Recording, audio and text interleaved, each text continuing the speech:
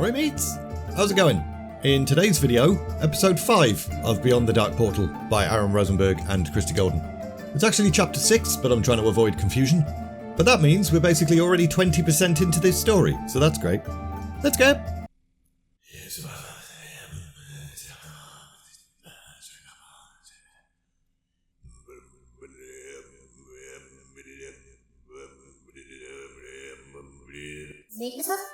I won, Gul'dan. I'm alive and in power and you're dead. Suck it.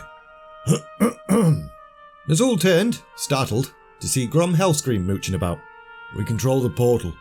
Great, all was going according to plan. Ner'zhul then waved both Grom and Aaron Gorefiend to step forward and stop mooching about. He'd appointed both of them as his seconds, with Gorefiend overseeing the Death Knights and Ogres, and Grom conveying orders to the rest of the clans. And there were many clans now. The Thunderlords, Laughing Skull, Bone Chewers. In fact, most of the clans had unified, except for the Red Walkers. Bunch of jerks. But the Horde was now nearly as strong as it had been before the first attack on Azeroth. Nearly. Good. You know what you must do next. I know what to do. Are you sure you can maintain the rift by yourself? Even with the Skull's aid, it had taken several Death Knights working in tandem to help Ner'zhul widen the rift, so Gorefiend's skepticism was pretty reasonable. Arrogance. He should not speak so to you. No, he shouldn't, Ner'zhul thought to himself, but he didn't say it. I can manage. Once the framework is rebuilt, the portal will maintain itself. Be off about your duties, Terran. Within the darkness of his hood, Gorefiend's eyes flickered slightly, but he nodded and buggered off, and Ner'zhul turned to Grom. I'm ready, Ner'zhul. More than ready. Very well. The sooner you begin, the sooner we can achieve our goals. Grom then saluted, and also buggered off. Ner'zhul then lingered for a bit, and then moved on, just in time to see both of his seconds disappear through the rift to another world. He then stared at the rift for a bit, whilst casually stroking the surface of Gul'dan's skull. You will never need to see this, Azeroth. Soon a greater glory will be yours. Yes. Soon. What news? They died almost too easily. We're progressing well with the framework. Should be up within the next day or two. Well, that was good news. Good job, Gaz Soul Ripper. The other Death Knight had led a small force through the rift, covered the entire area in some kind of weird darkness, and taken out the humans guarding the place. And they'd managed all that pretty quickly. What are the other clans still on this world? We spoke to them through dreams and visions once we secured the valley. No idea how long it will take for any of them to reach us, though. Fortunately for the Horde, 'twas only a few hours later that those aforementioned orcs in hiding started to arrive. They were battered and worn, and there were barely 3 dozen of them, but they looked pretty excited. And as they drew closer, Gorefiend recognised the one leading them. Kilrogg. Gorefiend, I had a vision you were here. Kilrogg glanced past the Death Knight at the almost completed dark portal. So it is true. The portal is being restored. It is indeed. We came from Draenor, and you can return there. Has the land been restored to life? No, Draenor is still dying, but Ner'zhul has a plan. Ner'zhul? What is that old fool's involvement in this? I saw a vision of him too, though I thought it merely an image of the past. It was an image of our future, more like. Ner'zhul's taking control again.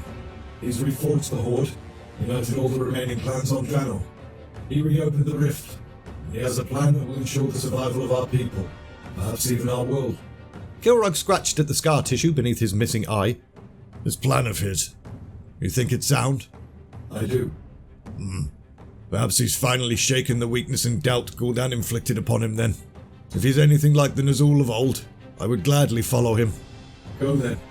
Ner'zhul awaits your arrival beyond the portal. Your experience and wisdom will be of great value to him. But first, Kilrogg, tell me, what are the other orcs still trapped here?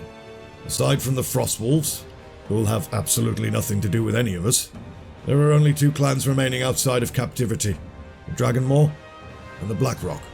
Kilrogg seemed to visibly grimace when he mentioned the latter. The Dragonmaw are hidden in the mountains somewhere, safe from human eyes and still in control of the Red Dragons.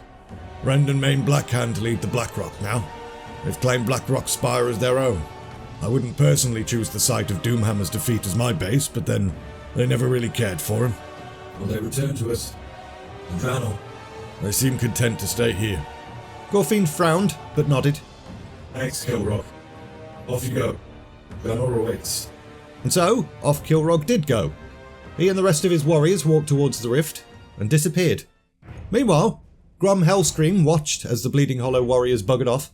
He was pleased to see Kilrogg had survived, but he had his own tasks to focus on. The humans have not been idle. There's a large fortress to the north. It guards the pass out of this area. Great. Then that's our target. We take that fortress, we hold this entire valley indefinitely. Tell the others to prepare. We march at once.